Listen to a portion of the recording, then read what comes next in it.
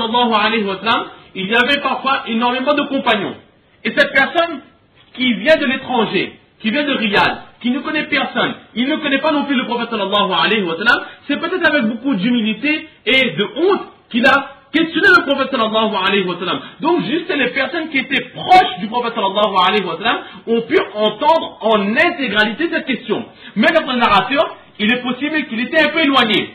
Donc il a dû tendre au maximum l'oreille pour entendre mot à mot ce que cette personne a dit au prophète sallallahu alayhi wa sallam. Mais du fait de son éloignement, il est possible qu'il n'a pas entendu le début de la question ou qu'il n'a pas entendu la question dans son intégralité et lui il a simplement rapporté ce que lui il a entendu. Donc il est possible aussi que cette personne, ce Zaman ibn Salaba radiallahu ta'ala a questionné, a demandé une explication complète de l'islam depuis les croyances jusqu'au commandement, mais notre narrateur ne l'a pas entendu, ou peut-être que en parvenant jusqu'à nous, dans la chaîne de transmission, il y a quelqu'un qui a oublié de rappeler ce point.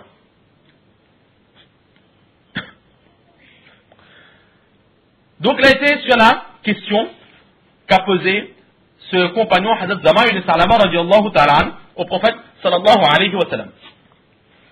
La réponse du prophète d'Allah sallallahu alayhi wa sallam est très simple. Qu'est-ce qu'il a dit? 5 prières le jour et la nuit. Maintenant, ces 5 prières, quelles sont ces 5 prières, etc. Nous allons voir tout cela lorsque nous arriverons dans le chapitre des prières. Ensuite, la seconde réponse que le prophète sallallahu alayhi wa sallam a donnée, c'était Wasiyamu Shahid Ramadan, le jeûne du mois de Ramadan.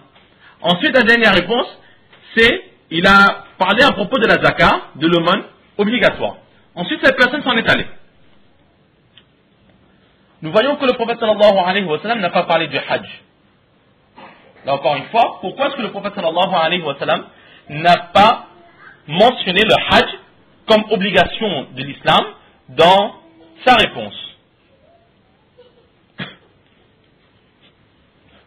Une première réponse est que certains narrateurs n'ont pas cité ce hajj, mais le prophète sallallahu alayhi wa sallam, dans la réponse initiale, il a parlé du hajj. Comment est-ce qu'on peut affirmer cela?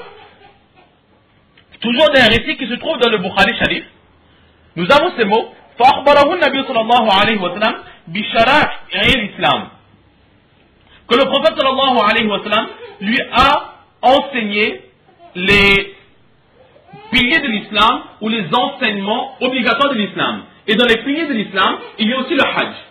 Donc par rapport à ce récit de Bukhari Sharif, nous pouvons dire que le prophète sallallahu alayhi wa sallam, il a enseigné aussi le hajj, mais c'est notre narrateur, ou dans la chaîne de transmission, un narrateur, il a peut-être oublié de mentionner ce hajj. Une autre réponse était que si nous regardons bien,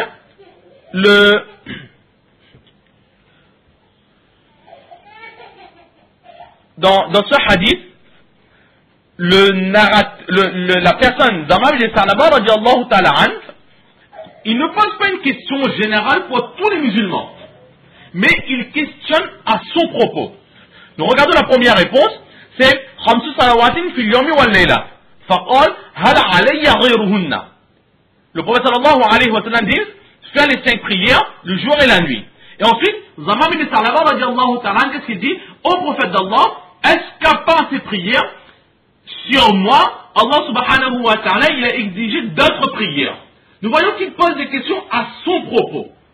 Et nous savons tous que le hajj n'est pas obligatoire sur tous les musulmans, mais il est obligatoire sur ces musulmans qui ont la capacité d'aller accomplir le hajj, avec toutes les conditions qui s'en suivent sans entrer dans les détails. Alors il est possible que le prophète sallallahu alayhi wa sallam, étant donné que ce compagnon Zaman ibn Salaba radiallahu ta'ala anhu questionne à son propos, le prophète sallallahu alayhi wa sallam, en voyant l'état dans lequel il s'est présenté, comme nous avons vu, c'est-à-dire avec des linges souillés par la poussière du voyage, en voyant sa physionomie, la façon de laquelle il s'est présenté, sachant qu'il vient de Najd, un endroit très éloigné de Madina Munawwara, peut-être aussi que le prophète sallallahu alayhi wa sallam s'est renseigné sur la situation financière de ce compagnon. Le prophète sallallahu alayhi wa sallam a dû estimer que le hajj n'était pas obligatoire sur ce compagnon. C'est pour cela que le prophète sallallahu alayhi wa sallam n'a pas mentionné le hajj obligatoire sur lui. Mais cela ne veut pas dire que sur les autres musulmans, le hajj n'est pas obligatoire. Exactement comme si quelqu'un va questionner, par exemple, si nous allons dans un magasin de chaussures, nous posons la question aux commerçants que nous connaissons très bien, est-ce que ces savates sont bonnes pour nous? Alors ce commerçant va dire non, ces savates ne sont pas très bonnes au niveau de la mousse qui est dedans ou de la semelle, tu risques d'avoir mal au genou. Maintenant, si une autre personne pose la même question à ce même commerçant, est-ce que ces savates sont de bonne qualité? Alors le commerçant, il est possible qu'il dise que oui, ces savates sont de très bonne qualité. Alors on va questionner le commerçant, pourquoi deux réponses différentes? Alors il pourra dire que la première personne, je la connais très bien, et je sais qu'il a un problème de genou.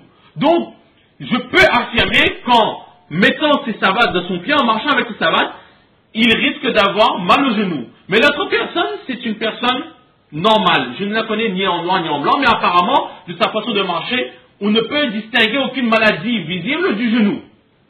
Alors ces savates, elles sont confortables, et je ne pense pas que ces savates puissent l'incommoder lorsqu'il va les mettre. De la même façon, le prophète sallallahu alayhi wa sallam, ayant vu Hazrat Zamam bin Salaba radiallahu ta'ala an, il a compris que le hajj n'est pas obligatoire sur lui, donc il n'a pas cité le hajj dans sa réponse.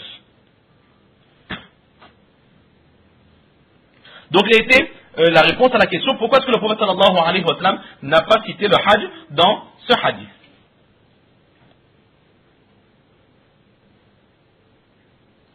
Et aussi à la première question,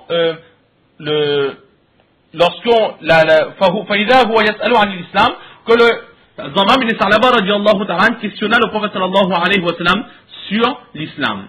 Alors le prophète sallallahu alayhi wa sallam n'a pas mentionné la shahadatain, c'est-à-dire qu'il faut croire en Allah subhanahu wa ta'ala et accepter que le prophète sallallahu alayhi wa sallam il est le dernier de ses prophètes.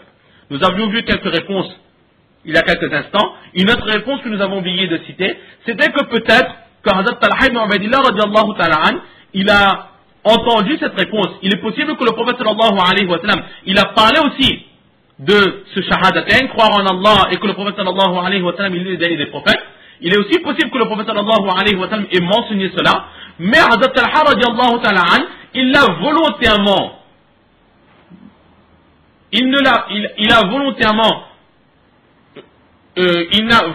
il n'a pas cité cette partie de ce hadith en se disant que le monde entier est au courant que sans shahadatain, c'est-à-dire sans croire en l'unicité d'Allah subhanahu wa ta'ala et sans croire en la prophétie du prophète sallallahu alayhi wa sallam, on ne peut être un musulman. Donc il a dû penser que peut-être que comme le monde entier le connaît, alors ça ne sert à rien de le répéter. Donc c'est pour cela qu'il n'a pas mentionné cela dans son hadith, mais il est fort possible que le prophète sallallahu alayhi wa sallam, lui, il l'a cité devant ce compagnon Zamam bin Salaba radiallahu ta'ala an.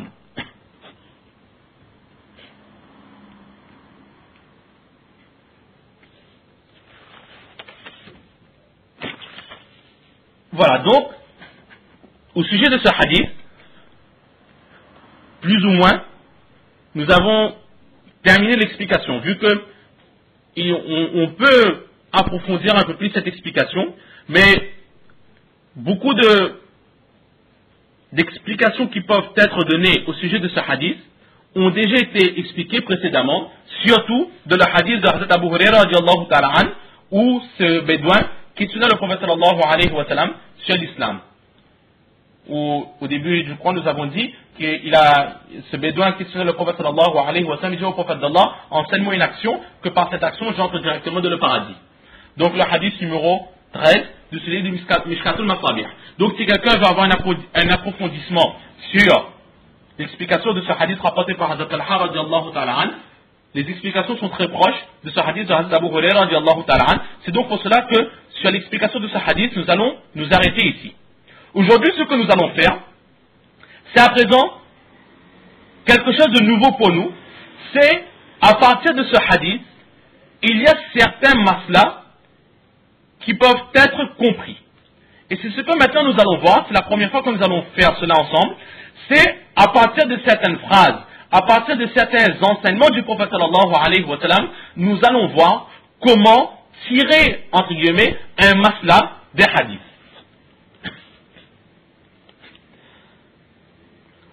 Donc nous revenons sur la réponse du prophète sallallahu alayhi wa sallam. salawatin fi yawmi wal layla. 5 prières obligatoires, le jour et la nuit. Faqal, le bédouin dit, cette personne, Hazrat Zamam ibn Sa'laba radiallahu ta'ala an dit, Hala alayya ghayruhunna. Au prophète d'Allah, mis à part ces 5 prières obligatoires, est-ce que Allah subhanahu wa ta'ala, il a rendu une autre prière obligatoire sur moi?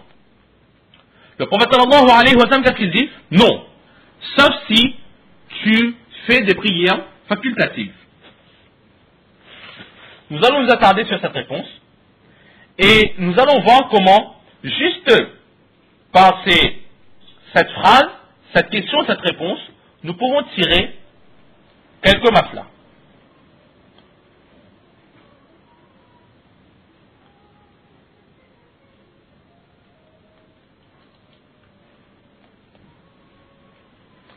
Alors la première des choses, le premier masla à faire, le premier masla que nous allons comprendre, c'est que après le namaz de Aïcha, il y a les 3 vitales de wajib à faire.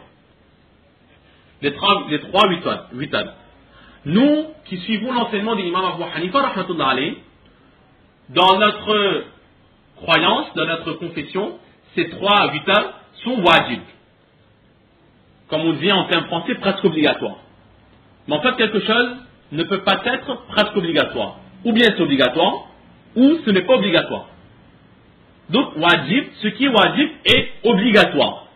Mais au niveau de son statut, un wajib, il a un statut moindre que le statut du farad.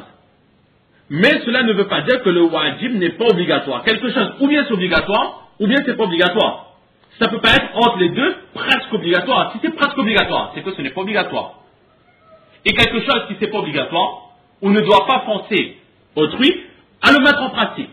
Or, les 3 vitales que l'on fait, ils sont, on dit wajib, donc on doit le faire, on se doit de l'acquitter. Et si, dans son heure, nous ne l'avons pas fait, alors le qaza de ce vital, il sera obligatoire sur nous. Donc nous, pour les Hanafites que nous sommes dans l'école d'Imam Abu Hanifa rahmatullah alayhi, les vitales sont obligatoires. On va dire pas farad, mais wajib. Mais à part cela, pour Imam Shafi'i rahmatullah alayhi par exemple, les vitales ne sont pas obligatoires. Ils sont tout simplement sunnah. Pour nous, ils sont obligatoires. Wajib, obligatoire. Mais pour Imam Shafi'i rahmatullah alayhi, ces vitales ne sont pas obligatoires. Mais au contraire, ils sont sunnah mu'akkada. Donc des sunnahs avec une très très grande valeur, une très grande place dans leur enseignement, ce sont des sunnahs mu'akkada. Mais ce n'est pas obligatoire. Qu'est-ce que cela signifie? C'est que nous, si Hanafi, nous volontairement nous négligeons d'accomplir ces vitales wajib, aux yeux d'Allah subhanahu wa ta'ala, nous serons pécheurs. Et pour Imam Shafi'i rahmatullah alayhi, si quelqu'un n'a pas fait ces vitales wajib, alors il ne sera pas pécheur avec la même gravité que nous. Parce qu'il a volontairement manqué une sunna mu'akkada.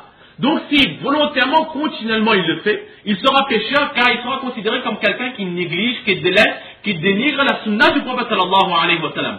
Mais il ne sera pas pécheur parce qu'il a négligé l'obligation. Et nous serons pécheurs car nous aurons négligé l'obligation.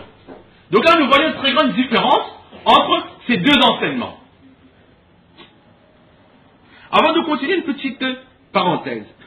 Dans maintenant l'explication qu'aujourd'hui nous allons essayer de donner sur donc les matelas, il ne faut pas croire que ce que nous avons dit c'est bon et ce qu'Imam Shafi'i rahmatullah a dit ce n'est pas bon. Surtout ne pas avoir de mauvaises pensées sur